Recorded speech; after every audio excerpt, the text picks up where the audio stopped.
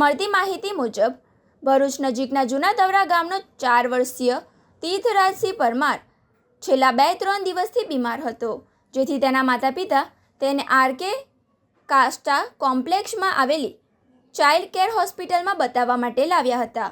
પરિવાર કોમ્પ્લેક્સની બહારની તરફ આવેલી લિફ્ટમાં બેસીને ઉપર જઈ રહ્યો હતો, ત્યારે બીજા માળે પહોંચતા જ અચાનક લિફ્ટમાં ટેકનિકલ ખામી સર્જાઈ હતી અને લિફ્ટ વચ્ચે કોઈ ખોટકાઈ ગઈ હતી.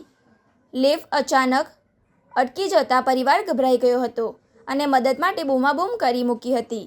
ઘટનાની જાણ થતાં જ સિક્યુરિટી ગાર્ડ સહિત આસપાસના લોકો તાત્કાલિક સ્થળ પર દોડી આવ્યા હતા.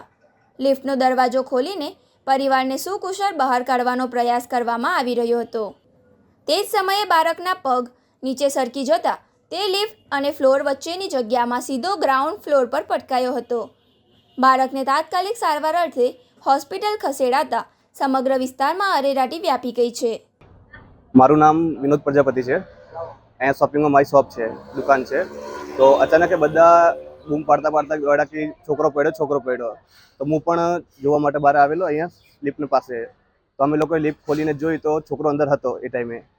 પછી કોઈ અંદર ઘૂસ્યો નથી, એટલે પછી હું અંદર ઘૂસીને છોકરાને બહાર કાઢ્યો ને હોસ્પિટલ સુધી મોકલાવ્યો, પહોંચતો કર્યો ને હોસ્પિટલમાં એડમિટ કર્યો.